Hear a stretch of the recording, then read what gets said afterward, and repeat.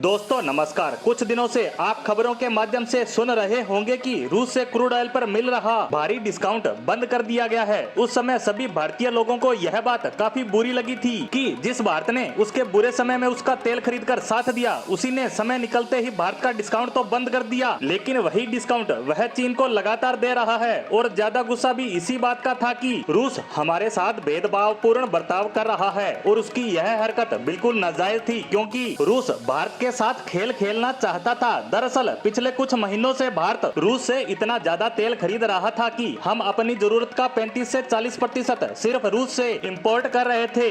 और इन्हीं आंकड़ों को देखकर ही रूस को यह गलतफहमी हो गई कि भारत तेल को लेकर हम पर पूरी तरह निर्भर हो चुका है। यह हमसे तेल खरीदेगा ही, चाहे हम इनको दे रहे डिस्काउंट को बंद ही क्यों न कर दें। और इसी चक्कर में इन्होंने इस डिस्काउंट को धीरे धीरे कम करते हुए लगभग खत्म ही कर दिया था, ताकि उनको भारत को तेल बेचकर हो रही कमाई में बढ़ोतरी हो सके। और इसी सोच के चलते इन्होंने लगभग एक महीना पहले जो डिस्काउंट 25 से 30 डॉलर था, उसे सीधा $4 प्रति बैरल पर ला दिया था। लेकिन भारत ने रूस की इस हरकत पर कोई रिएक्शन नहीं दिया, सिर्फ इतना कहा कि अगर आप डिस्काउंट नहीं दे रहे हैं तो आप जिसे मर्जी चाहें अपना तेल बेच सकते हैं, हम कहीं और से सस्ता तेल खरीद लेंगे। और भारत ने ऐसा किया भी। हमने एक तरफ अमेरिका से तेल खरीद को 2 गुना कर दिया, वहीं दूसरी तरफ इराक से सस्ते तेल को लेकर बातचीत शुरू कर दी। इराक ने भी इसको लेकर पॉजिटिव रिस्पांस भी दिया। साथ ही जहां हमें रूस को 60 दिन में पेमेंट देनी पड़ रही थी, वहीं इराक हमें 90 दिन तक की छूट देने को तैयार था। वहीं तेल की पेमेंट का कुछ हिस्सा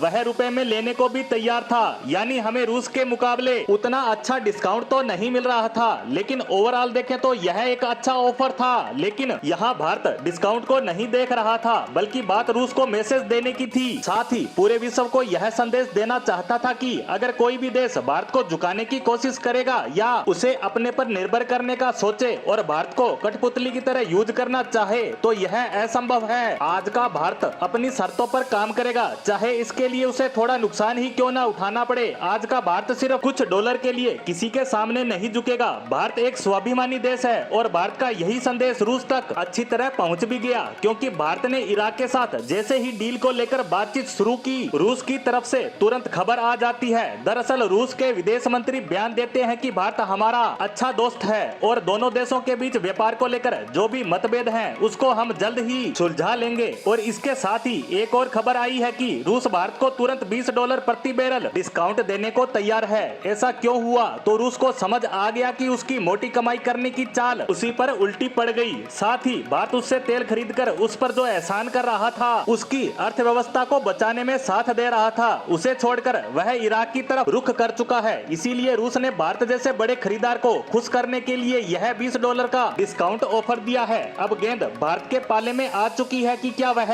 रूस से तेल खरीदता है या उसके साथ भी वह खेल करता है जो वह भारत के साथ खेलना चाहता था। क्योंकि अब बात दोस्ती से हटकर व्यक्तिगत लाभ पर जा पहुंची है और भारत को पूरा हक है कि वह रूस की इस चाल के बदले उसकी मजबूरी का पूरा फायदा उठाए और इस $20 के डिस्काउंट को पहले के डिस्काउंट से भी ज्यादा की तरफ ले जाने का प्रयास करे। अब देखना होगा कि दोनों देश इस मसले को कैसे सुलझाते हैं, जिस पर हमारी नजर लगातार बनी हुई है। इसी के साथ हमारी आज की पोस्ट को यहीं समाप्त करते हैं। धन्यवाद।